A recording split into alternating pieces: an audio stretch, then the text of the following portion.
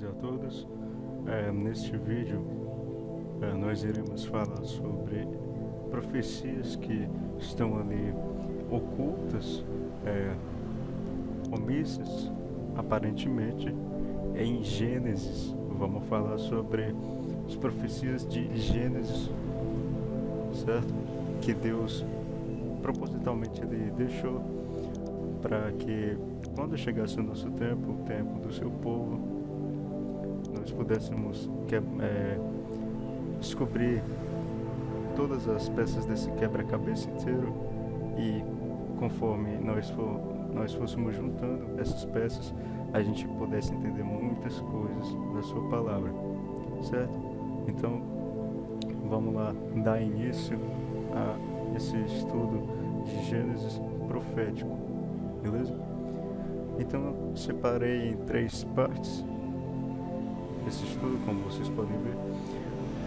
Vamos iniciar aqui em Gênesis 1, onde vai falar da criação, certo?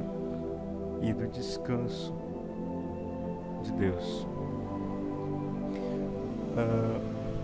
Deus, logo de cara, é muito interessante, ele já deixa tudo bem armado.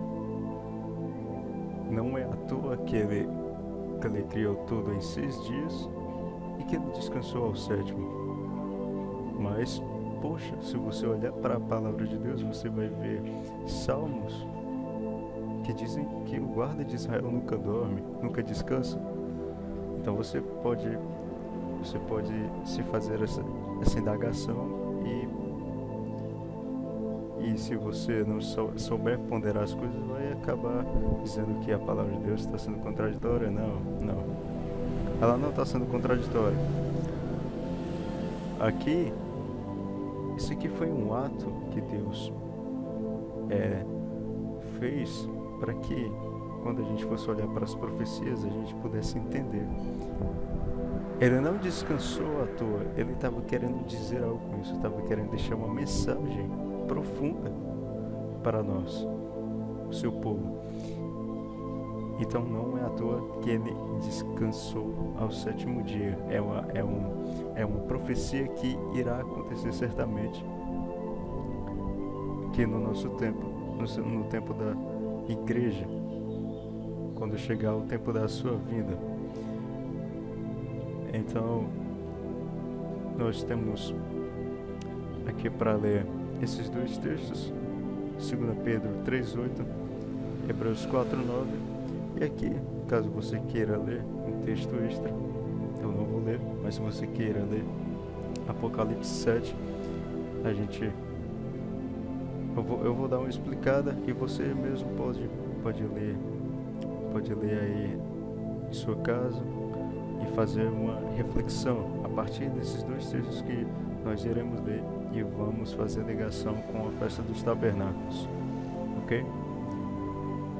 Então, aqui, antes de ler esses textos aqui, a gente tem os dias da criação, essa semana aqui. Vamos ler 2 Pedro 3:8 primeiro.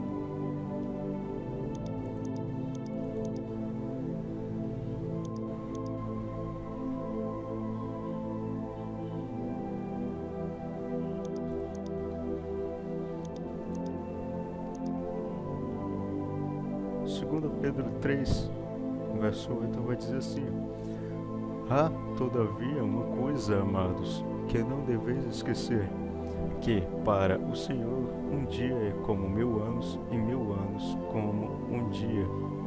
Isso aqui está em ligação com o Salmo 90, verso 4. E a partir desse texto a gente pode começar a entender já um pouquinho do propósito da criação de tudo em 6 dias.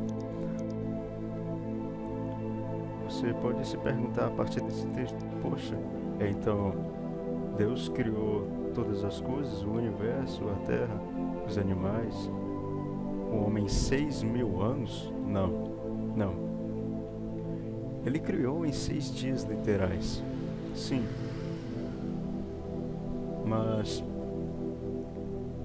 ele também, através dessa mensagem da criação, está querendo dizer que ele abriu um espaço no tempo de 7.000 anos aqui para contar histórias maravilhosas.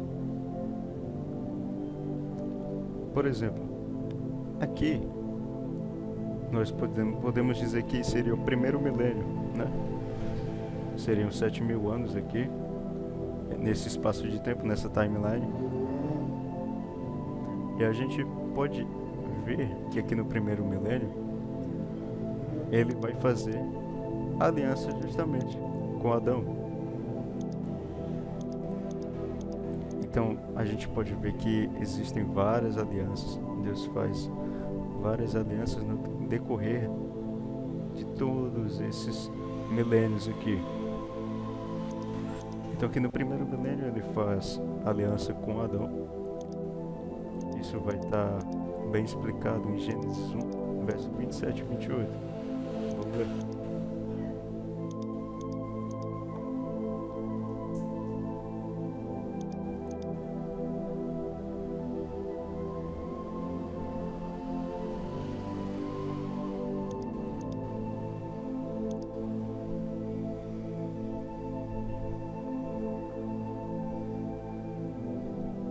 Criou Deus, vai dizer assim, criou Deus, pois o homem à sua imagem, a imagem de Deus o criou, homem e mulher os criou. E Deus os abençoou e lhes disse, sede fecundos, multiplicai-vos, enchei a terra e sujeitai-a, dominai sobre os peixes do mar, sobre as aves dos céus e sobre todo o animal que rasteja pela terra. Então aqui já está apontando para a primeira aliança de cara que Deus fez com Adão. Isso aqui seria característica do primeiro milênio, onde ele faz primeira aliança com Adão. Aqui no segundo milênio, ele faria aliança com Noé, certo? E aqui, justamente, essa duração de tempo vai bater com a existência de cada um desses indivíduos aqui, Adão, Noé, Abraão, Davi. Então, aqui no segundo milênio, ele faz aliança com Noé. Gênesis capítulo 9, verso 1 a 2. Vamos ler lá.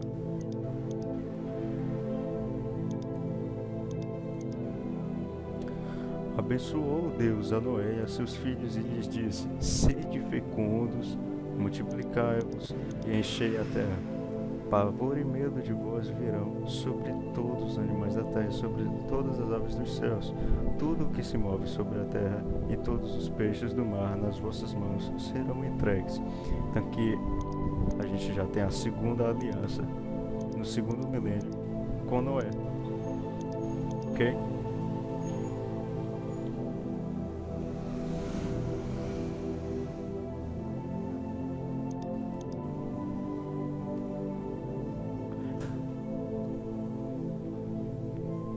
E aqui no terceiro milênio, nós teríamos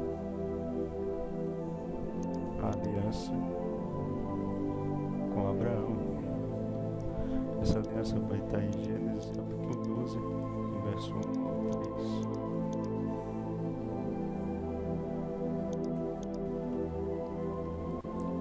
Ora, disse o Senhor a Abraão, sai da tua tenda, da tua parentela, da casa de teu pai, e vai para a terra que te mostrarei.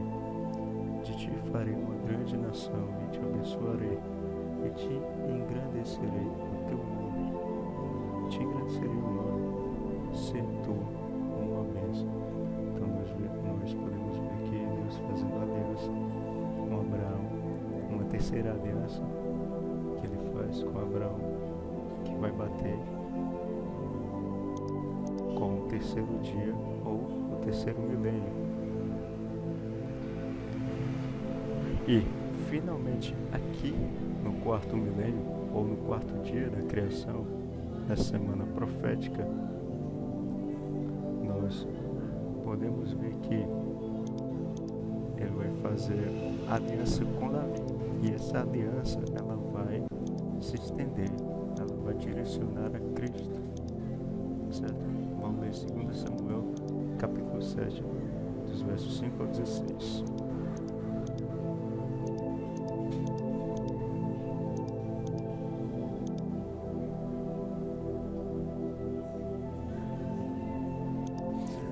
Então, só para pegar aqui o contexto, vamos ler o verso 4. Porém, naquela mesma noite veio a palavra do Senhor a Natã, o profeta Natã, dizendo: Vai e diz a meu servo Davi, assim diz o Senhor, edificar-me-ás tu casa para minha habitação? Porque em casa nenhuma habitei desde o dia em que fiz subir os filhos de Israel do Egito até ao dia de hoje, mas tenho andado em tenda, em tabernáculo, em todo lugar em que andei com todos os filhos de Israel. Falei acaso alguma palavra com qualquer das suas tribos, a quem mandei apacentar o meu povo de Israel, dizendo: Por que não me edificais uma casa de cedro? Agora, pois, assim dirás ao meu servo Davi: Assim diz o Senhor dos Exércitos: Tomei-te da malhada, de detrás das ovelhas, para que fosses príncipe sobre o meu povo, sobre Israel. E fui contigo, por onde quer que andaste. Eliminei os teus inimigos diante de ti, e fiz grande o teu nome, como só os grandes têm na terra. Prepararei lugar para o meu povo. Olha só, aqui a revelação já começa a ganhar um nível de espiritualidade bem interessante. Prepararei lugar para o meu povo, para Israel, e o plantarei para que habite no seu lugar e não mais seja perturbado, e jamais os filhos da perversidade. Aqui ela está falando da linhagem diabólica, a gente vai começar a ver isso daqui a pouco. E jamais os filhos da perversidade o aflijam como dantes, desde o dia em que mandei houvesse juízes sobre o meu povo de Israel. Dar-te-ei, porém, descanso de todos os teus inimigos. Também o Senhor te faz saber que Ele te fará casa. Olha só. Quando teus dias se cumprirem e descansares com teus pais, então farei levantar-se depois de ti o teu descendente. Aqui já está dando direcionamento para Cristo, né? O leão da tribo de Judá, a tribo que é a tribo de Davi, que procederá de ti, e estabelecerei o seu reino.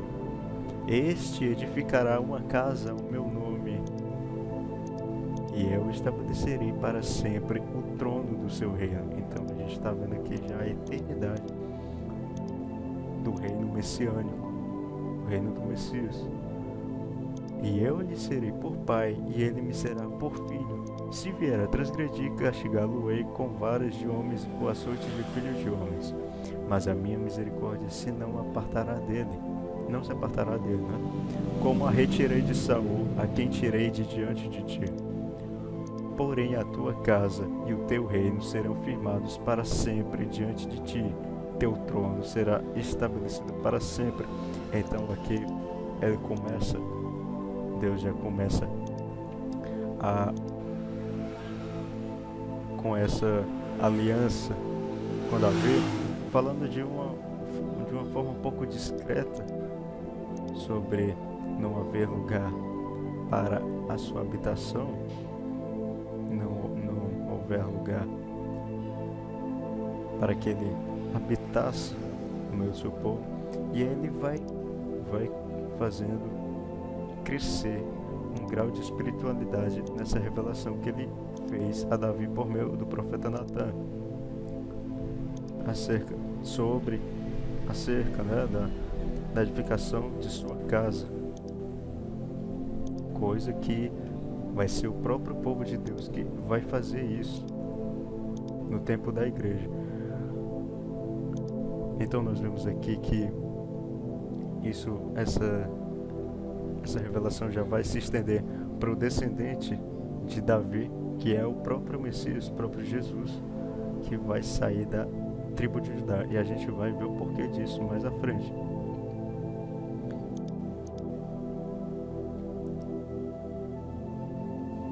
E vamos ler. Ainda falando sobre o quarto dia ou o quarto milênio, ou também a quarta aliança, a gente vai ler Malaquias capítulo 4, verso 2.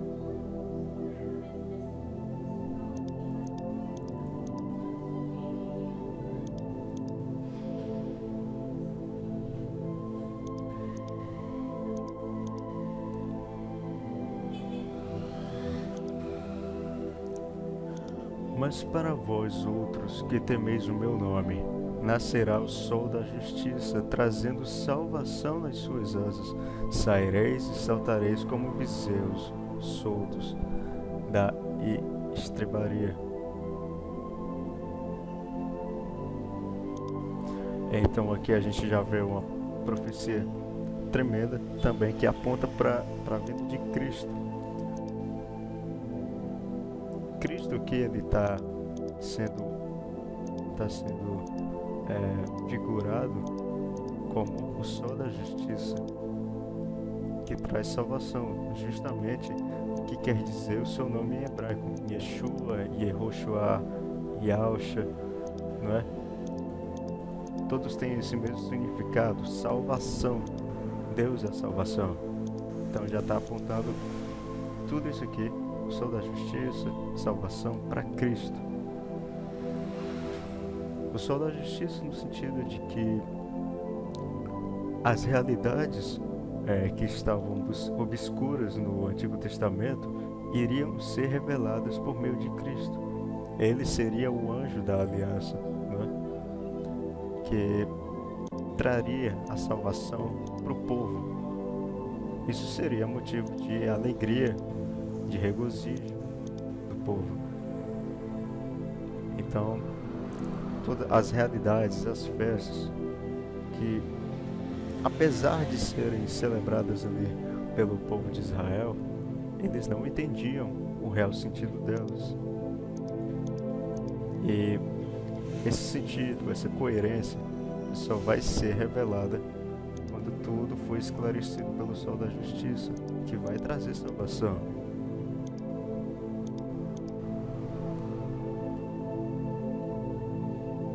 Certo? Então tudo isso aqui já está apontando para Cristo. Não à toa, aqui mesmo, no quarto dia da criação, aqui no quarto milênio, ou na quarta aliança, Cristo já vem para se cumprir aquela revelação que Natã fez para ele em 2 Samuel 7, do 15 ao 16. Beleza? Então Cristo ele já vem aqui no quarto milênio, na quarta aliança, executa a sua missão, a missão salvífica, a obra redentora dele. As festas, né? Tá lembrado das festas que eu fiz? Então, nele vão se cumprir Páscoa, no caso, o sacrifício, tem o sacrifício de remissão, o sacrifício redentor dos pecados foi feito. Pães ázimos, as primícias, a ressurreição, ele ressuscita e após a sua ressurreição ele ascende aos céus. Depois vai se cumprir o dia de Pentecostes, marcando ali o robustecimento de poder, revestimento de poder, que é a descida do Espírito Santo, né? Para que sucedesse ali a obra de evangelização que vai ser feita pela igreja. Então ele vem aqui no quarto milênio, morre, ascende aos céus e passa esses 2 milênios aqui, o quinto e o sexto milênio, fazendo fazendo o sumo sacerdócio no Santo dos Santos Celestial, que seria justamente o tabernáculo celestial, e dentro do tabernáculo existe o lugar santo, o lugar santíssimo, né? E ele é o nosso sumo sacerdote, como vai ser dito lá em Salmo, capítulo 110, verso 4. Jurou o Senhor e não se arrependerá, tu és sumo sacerdote para sempre, tu és sacerdote para sempre, segundo a ordem de Melquisedeque. Então aqui ele ascende aos céus, passa esses 2 milênios aqui, intercedendo junto ao Senhor. E quando é no 7º milênio, aí sim vai acontecer um descanso. O descanso profetizado de cara em Gênesis 1. Vai acontecer esse descanso. Vai haver um descanso para o povo de Deus. Então, baseado nisso, vamos ler Hebreus 4, verso 9.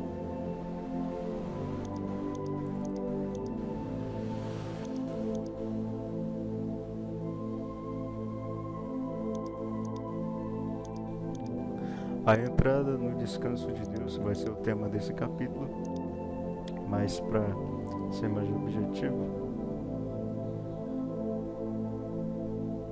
vamos pular logo aqui para o verso 9.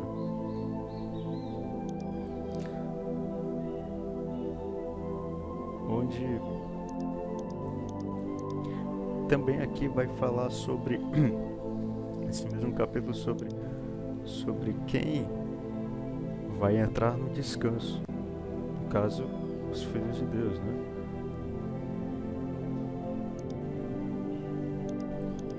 E a gente vai ver que também, não só os filhos de Deus, mas como outras nações que vão estar aqui na terra e vão estar subordinadas ao nosso domínio. Então a gente vai governar ali com Cristo na sua vinda. E isso inclusive é tema de futuro vídeo que a gente vai fazer para estudar isso de modo profundo também. Então Deus já deixou tudo isso esclarecido, entre aspas, em Gênesis 1, quando ele descansa. E aqui em Hebreus 4:9, quando vai falar do descanso, no verso 9 vai dizer que, portanto, resta um repouso para o povo de Deus. Porque aqui está fazendo ligação com a obra da igreja, né? Que não se cansa, não para. E, de modo justo, vamos dizer assim, restaria um repouso. No caso, esse repouso seria o próprio descanso, que estaria profetizado para acontecer na vinda de Cristo. Outra coisa também, a gente vai ver que, a gente vai ver que isso vai estar apontando para a festa dos tabernáculos, onde o povo ele se alegrava porque aconteciam as últimas chuvas. Essas chuvas também a gente vai estudar depois, certo? Que vão estar relacionadas à primeira descida do Espírito Santo e a segunda descida, que também vai acontecer.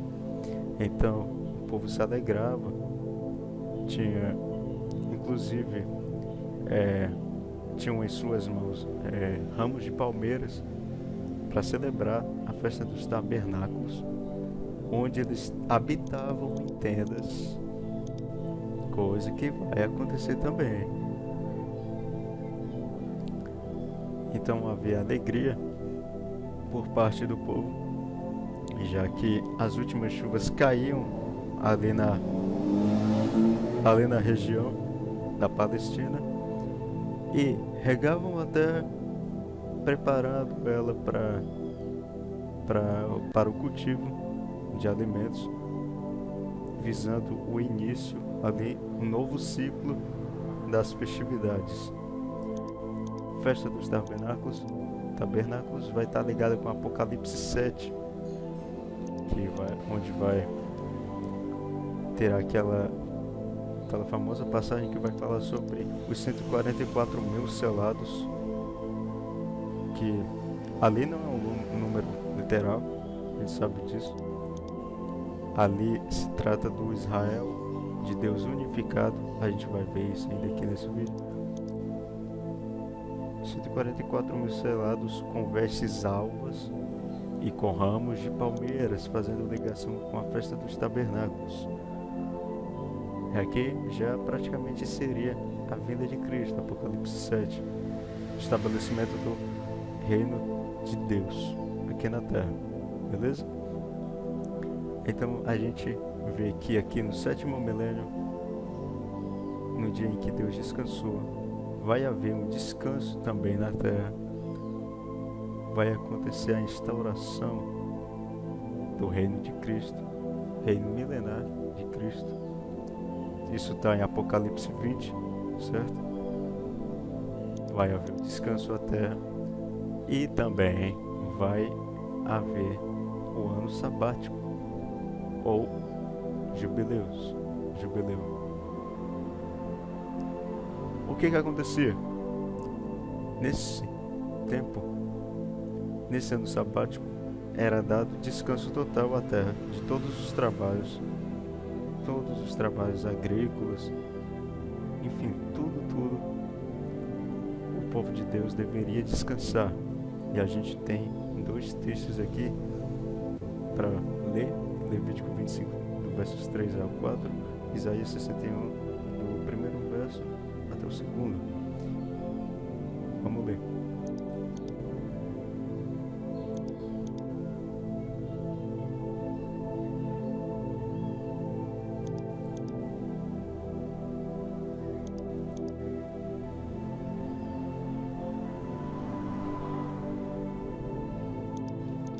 Seis anos semearás o teu campo, e 6 anos podarás a tua vinha e colherás os seus frutos. Porém, no 7º ano haverá sábado de descanso solene para a terra, um sábado ao Senhor. Não semearás o teu campo, nem podarás a tua vinha. Então a gente já está vendo aqui o descanso sendo profetizado, figurado aqui na lei, no Pentateuco, né? E a gente percebe que isso ainda vai acontecer, porque está ligado ao descanso do povo de Deus, que é profetizado também em Hebreus capítulo 4, verso 9, porque ainda resta um descanso, um repouso para o povo de Deus. Então todas as coisas aqui já estão apontando para o futuro. O próximo texto que a gente vai ler é de Isaías 61, verso 1 ao 2. O Espírito do Senhor Deus está sobre mim. Aqui é o próprio Senhor Jesus falando, o Espírito de Cristo. O Espírito do Senhor Deus está sobre mim, porque o Senhor me ungiu para pregar boas novas aos quebrantados. Enviou-me a curar os quebrantados de coração, a proclamar libertação aos cativos e a pôr em liberdade os algemados. Então, aqui no verso 2 vai dizer: a apregoar o ano aceitável do Senhor e o dia da vingança do nosso Deus, a consolar todos os que choram. Então aqui nós já vemos o estabelecimento do reino de Deus aqui na terra, de 1000 anos literais mesmo. Não faz sentido ser 1000 anos espirituais, dizer que esse milênio está acontecendo agora, Cristo está reinando agora, e na vinda dele a única coisa que vai acontecer é o julgamento. Não, Isso não faz sentido porque não vai bater justamente com Hebreus 4:9, que lá vai dizer que ainda resta um descanso para o povo de Deus. Em Daniel 7 também, quando vai falar lá sobre os 4 animais que simbolizam os 4 reinos da terra, lá vai dizer que o 4º animal foi lançado ao fogo, que seria o reino do anticristo, foi lançado ao fogo e foi visto o ancião de dias com os livros abertos e foi feito justiça aos santos. Então essa justiça seria esse descanso. Então não faz sentido esses 1000 anos serem espirituais, são literais mesmo, certo? Então, nesse tempo aqui, a gente pode ver que a liberdade vai ser proclamada de tudo. O povo de Deus vai ser liberto das garras do anticristo. Nós veremos que isso aqui vai bater também com o próprio versículo de Apocalipse, onde vai dizer que Deus vai limpar as lágrimas dos olhos daqueles que choram. E também isso vai estar ligado de modo interessante com o sermão da montanha, onde Jesus vai dizer: bem-aventurados os que choram, porque serão consolados. Então tudo isso aqui está ligado com a vinda de Cristo aqui no 7º milênio. De modo curioso, a gente vai perceber que existe um espaço de 3 milênios aqui, ou de 3 dias, como eu preferir, entre o dia 4 e o dia 7, dia do descanso. Isso aqui está apontando também para a ressurreição. A ressurreição de Cristo está apontando para isso aqui também. Porque bem aqui é quando vai acontecer o arrebatamento e a glorificação dos nossos corpos, certo? Então isso aqui já está apontando também, já está fazendo o link com a ressurreição de Cristo, tipologia do que vai acontecer com a igreja, a ressurreição. Você pode inclusive notar que no Evangelho Jesus diz também que aquele que crê em mim, ele diz, eu o ressuscitarei no último dia. Então, apontando mais uma vez para o 7º milênio, para a vinda de Cristo. Ressurreição. Ressurreição é transformação.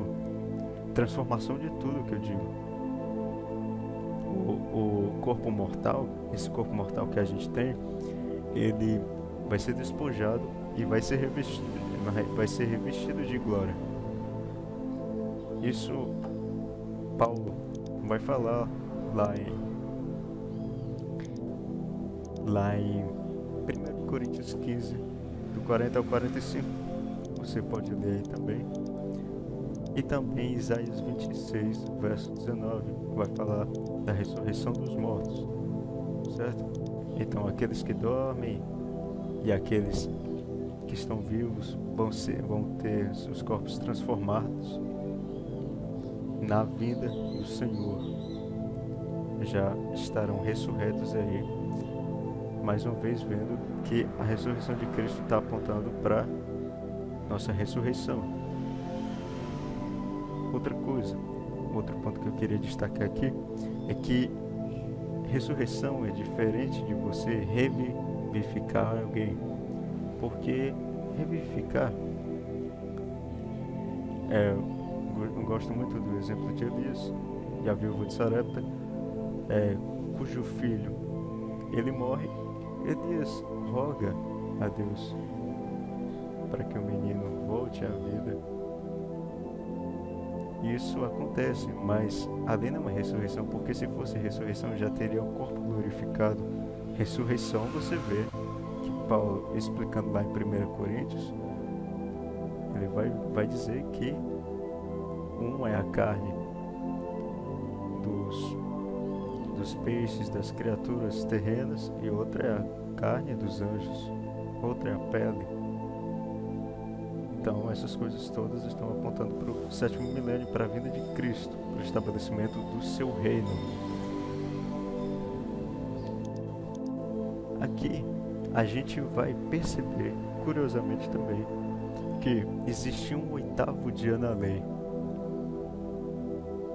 É como se fosse uma 8ª festividade, certo?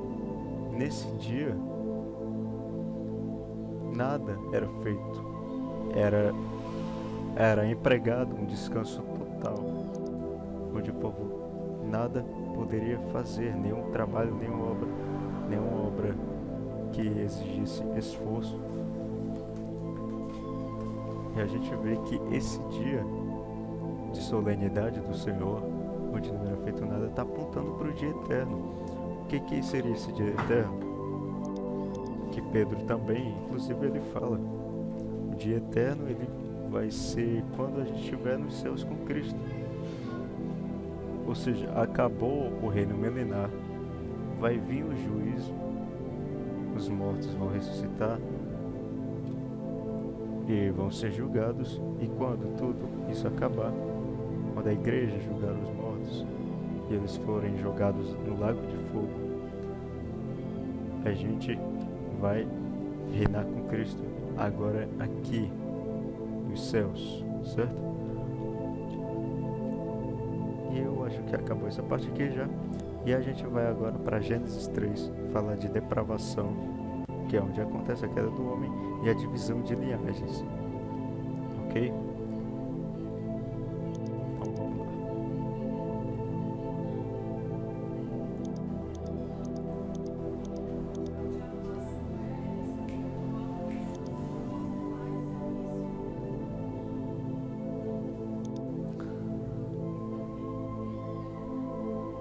Então vamos ver aqui a parte do verso 12, onde já acontece a queda do homem. Mas assim: então disse o homem: a mulher que me deste por esposa, ela me deu da árvore e eu comi. Disse o Senhor Deus à mulher: que é isso que fizeste? Respondeu a mulher: a serpente me enganou e eu comi. Olha isso aqui, desculpa, né? Então o Senhor Deus disse à serpente: visto que isso fizeste, maldita és entre todos os animais domésticos e o és entre todos os animais selváticos. Rastejarás sobre o teu ventre e comerás pó, olha só, todos os dias da tua vida.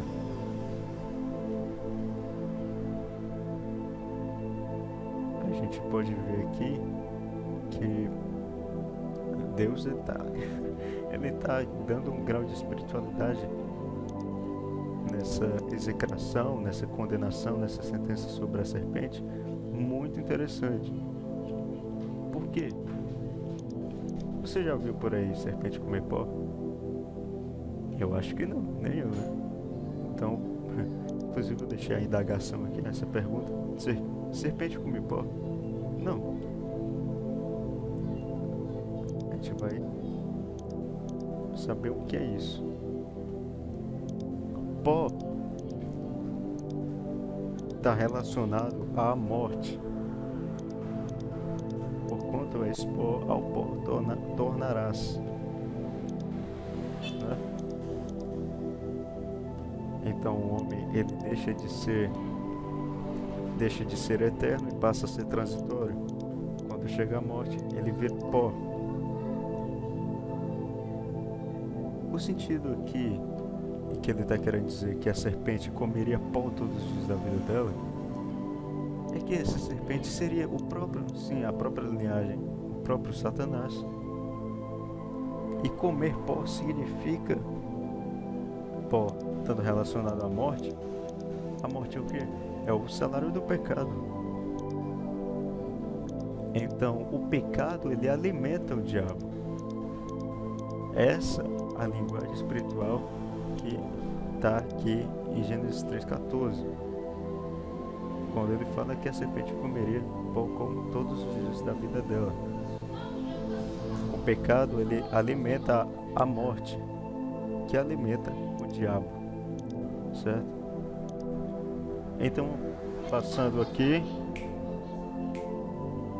passando no verso 15, vai dizer, vai haver a separação de linhagens, onde vai ser dito: porém, inimizade entre ti e a mulher, entre a tua descendência e o seu descendente.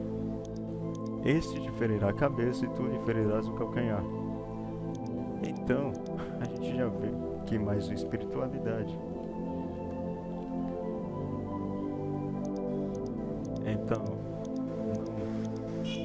vai sempre haver essa contenda entre a descendência do diabo, que seria a descendência da serpente, e o descendente da mulher, que seria o Messias.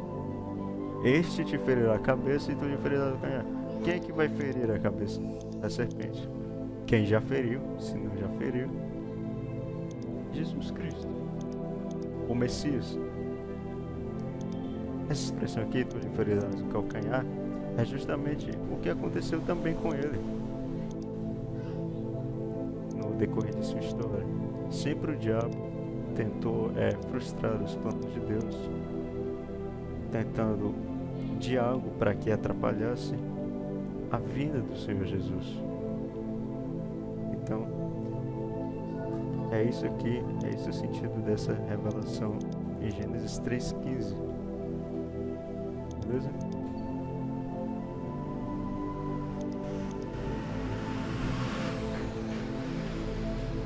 Então a gente já pode passar para o próximo mapa aqui.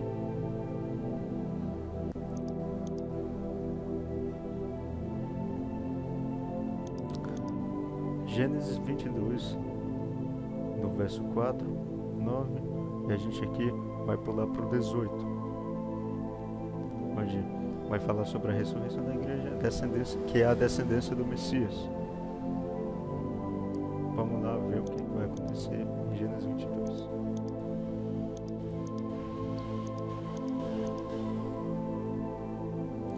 Aqui vai falar do contexto da prova de fé de Abraão, quando Deus ordena que ele leve Isaac, seu filho, ao Monte Moriá, para lá ser servido em sacrifício de holocausto, que é a oferta queimada ao Senhor. Então, vamos ler aqui o verso 4. Ao terceiro dia, olha só, terceiro dia de novo, a expressão. Erguendo Abraão os olhos, viu o lugar de longe.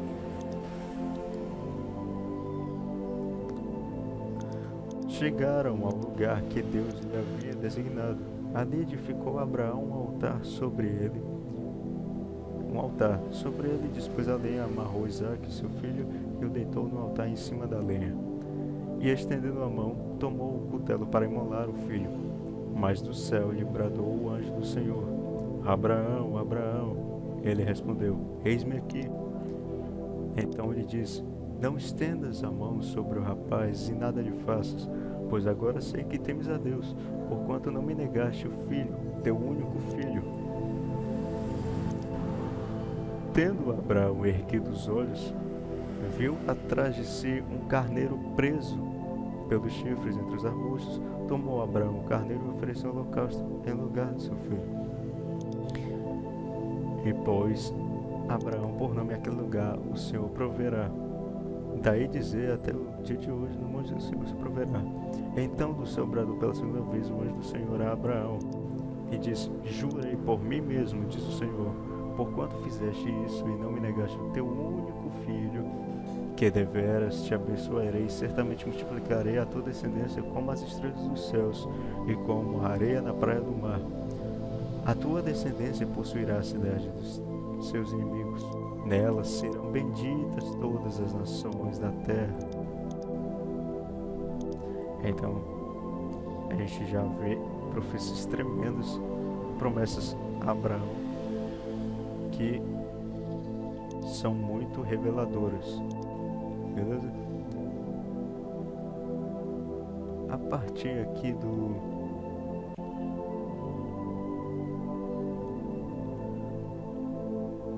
do verso 4, do próprio verso 4, a gente vai ver que vai dizer ao terceiro dia. Tá lembrado de alguma coisa? Ressurreição, tá lembrado? Pois é, a gente vai ler esse texto aqui de Hebreus 11, 17 ao 18.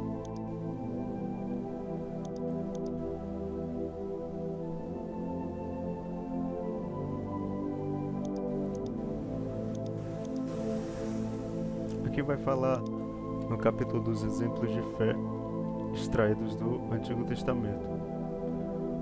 E aqui no verso 17 vai falar de Abraão. Vamos ler. Pela fé, Abraão, quando posto à prova, ofereceu Isaque. Estava mesmo para sacrificar o seu unigênito, aquele que acolheu alegremente as promessas. A quem se tinha dito: em Isaque será chamada a tua descendência, porque considerou que Deus era poderoso até para ressuscitá-lo dentre os mortos. Olha só, tudo isso figura do que Deus iria fazer com a humanidade. Com Cristo também a ressurreição, a prova de amor pela humanidade, né? O sacrifício. Quando ele fala assim, por que fizeste isso, Abraão? Não me negaste o teu único filho? Benditas serão todas as famílias da terra, né? Ser tu uma bênção. Então, isso aqui tudo tá ligado. Então, isso tudo aconteceu a um terceiro dia, porque a viagem até o Monte Moriá durou 3 dias, e não é por acaso. Essa é a verdadeira fé. Olha só, porque considerou que Deus era poderoso para ressuscitá-lo dentre os mortos.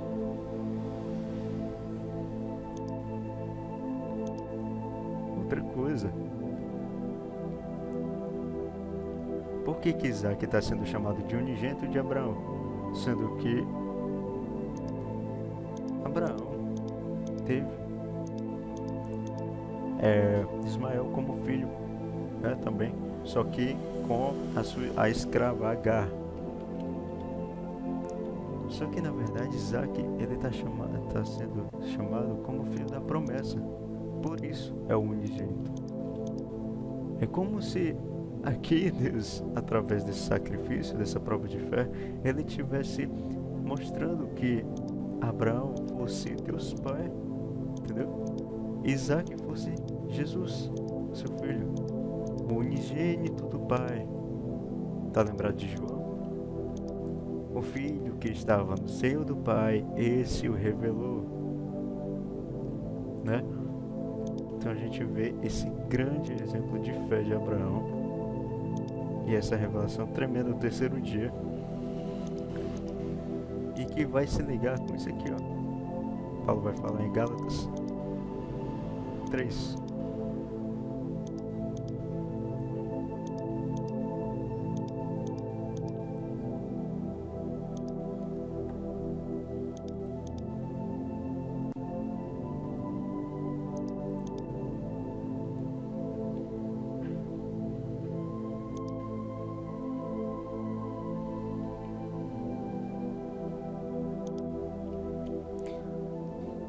É o caso de Abraão, que creu em Deus e isso lhe foi imputado para a justiça. Sabei, pois, que os da fé é que são os filhos de Abraão. Vamos pular aqui pro verso 29. E se sois de Cristo, também sois descendentes de Abraão e herdeiros segundo a promessa. Cristo, ele vai ser chamado de descendente de Abraão, porque toda essa promessa de Isaque está sendo utilizado como figura do descendente de Abraão, o descendente prometido a ele, que havia de vivificar a descendência de Abraão. É Jesus, o Messias, o descendente de Abraão. Então, passada essa parte aqui,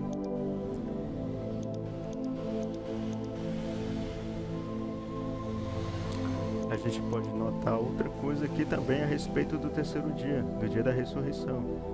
Oséias 6, verso 1 ao 3. Bora ler aqui.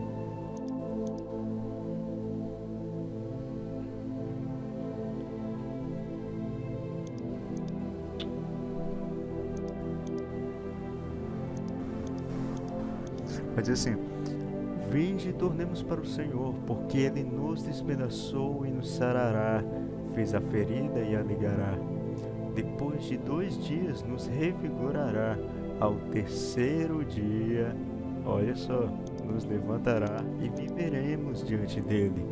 Conheçamos e prossigamos em conhecer ao Senhor como a alva é a sua vida, é certa, e ele descerá sobre nós como a chuva serôdia que rega a terra.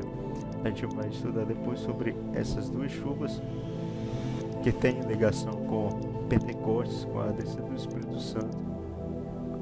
No caso, a chuva serôdia e a temporã.